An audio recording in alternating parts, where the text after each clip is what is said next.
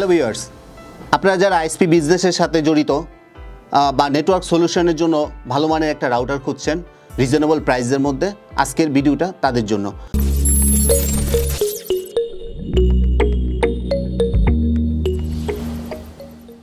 তাজ আমরা নতুন একটা রাউটার নিয়ে এসেছি আপনাদের জন্য, মাইকোটিক সিরিজের L009 UIGS এই রাউটারটি নিয়ে এসেছি। সো চলুন আজকে আমরা এটা আনবক্সিং করে দেখে নিই এটার মধ্যে কী কী আছে এবং কী কী ফিচার আছে সেই সম্বন্ধে আজকে আপনাদেরকে জানাবো। চলুন আমরা ডিভাইসটিকে আনবক্সিং করে দেখে নিই।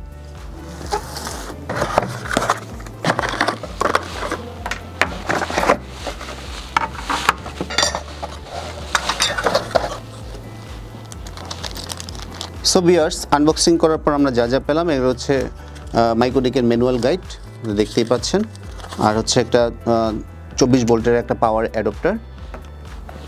এছাড়াও আছে আপনার প্যাড, যেটা আপনার হচ্ছে গিয়ে আপনার যদি কোনো টেবিলের উপরে বসাতে চান সেজন্য। আর এছাড়া হচ্ছে K55 কিট আর হচ্ছে K87 দুইটা স্ক্রু কিট দেওয়া আছে। আর সাথে আছে র্যাক মাউন্টের জন্য দুইটা এয়ার। আর এই হচ্ছে সেই ডিভাইসটি L009 UIGS RM that means হচ্ছে র্যাক মাউন্টেড। এটার প্রথমে আমরা পাচ্ছি একটা পাওয়ার পোর্ট, একটা SFP কেস, একটা USB পোর্ট, আর টোটাল হচ্ছে 8টা পোর্ট। এবং এছাড়াও যদি আমি পাচ্ছি হচ্ছে গিয়া আমি পাঁচটাতে দেখি একটা কনসোল পোর্টও আছে।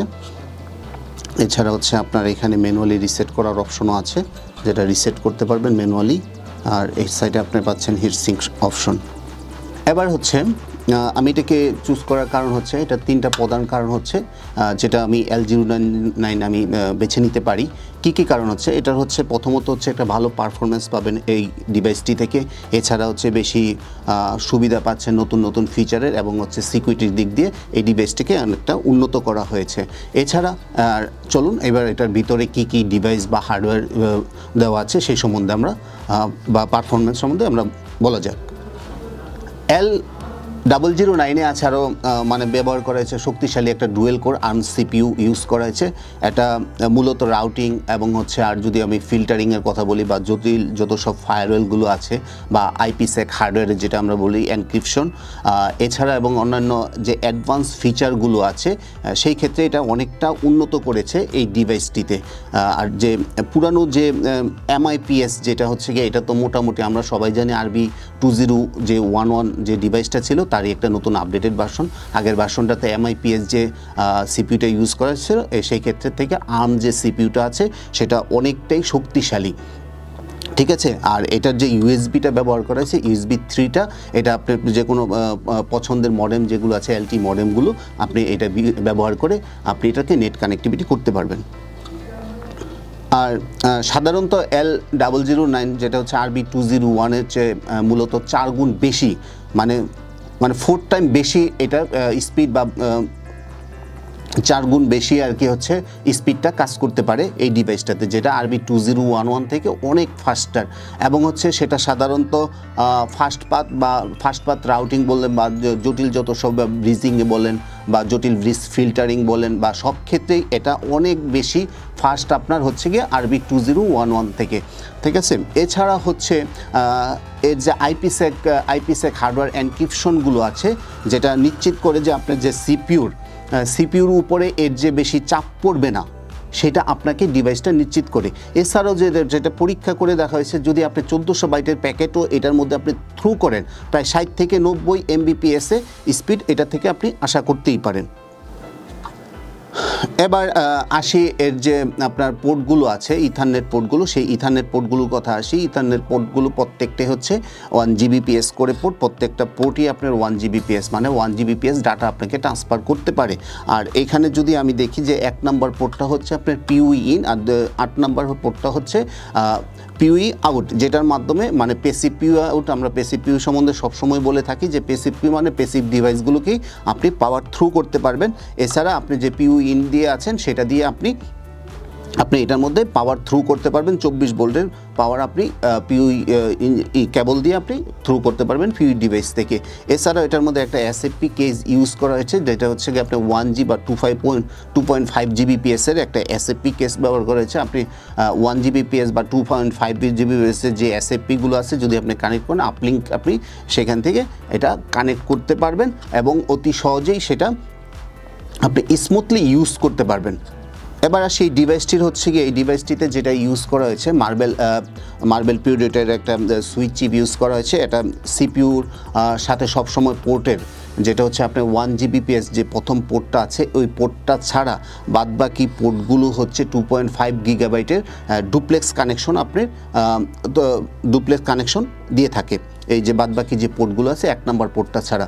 তারপরে হচ্ছে আর প্রথম পোর্টের জন্য আপনার সিপিইউর সাথে আলাদাভাবে এটা কানেক্টিভিটি বা গিগাবাইটে ফুল ডুপ্লেক্সের লাইন এটা করা যাবে, যেটা হচ্ছে আপনার ডিভাইস 1 থেকে, পোর্ট নাম্বার 1 থেকে।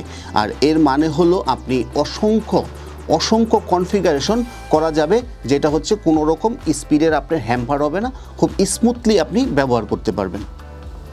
এবার আসি হচ্ছে গিয়ে এটার যে ডিভাইসটি যেটা হিট সিঙ্ক, অনেক সময় আমরা বলি যে ডিভাইসটা অনেক গরম হয়ে যাবে বা সেই ক্ষেত্রে আমরা কি করতে পারি, সেই ক্ষেত্রে আপনি এটার এই যে ডিভাইসের যে আপনার বক্সটা বা বডিটা তৈরি করা হয়েছে সেটা হচ্ছে হিট সিঙ্কের মতো কাজ করবে। সেটা আপনাকে কি হবে না, মানে গরম হওয়া থেকে আপনাকে রক্ষা করবে। তবে মজার ব্যাপার হলো এর সাথে আপনি সব কিছুই দেওয়া আছে থাকে। যদি আপনার যদি এটাকে ডিভাইসটাকে আপনি র্যাক মাউন্টেড করতে চান, সেটা আপনি 1U র্যাক মাউন্টের মাধ্যমে যে 4টা ডিভাইসকে আপনি একসাথে র্যাক মাউন্টিং করতে পারবেন, এটা সেই সিস্টেমটা দেওয়া আছে। এছাড়া আমি আসি এবার পাওয়ারের ক্ষেত্রে। এটা যেহেতু 24 ভোল্টের একটা পাওয়ার অ্যাডাপ্টার দেওয়া আছে, সেহেতু আপনি এটাকে পাওয়ারটা আপনি দুইভাবে থ্রু করতে পারবেন, একটা পাওয়ারের মাধ্যমে থ্রু করতে পারবেন, এছাড়াও আপনি থ্রু করতে পারবেন হচ্ছে গিয়ে পিউই মাধ্যমে, পিউই পাওয়ার পোর্টের মাধ্যমে। আর সবগুলো বিষয় আপনাকে যেহেতু এছাড়াও যদি আমি আসি এটা র্যামের কথা বলি, তা এটা DDR3 র্যাম ইউজ করা হয়েছে, 512 MB র্যাম ইউজ করা হয়েছে। আর এটা ওএস লাইসেন্সটা আছে 5।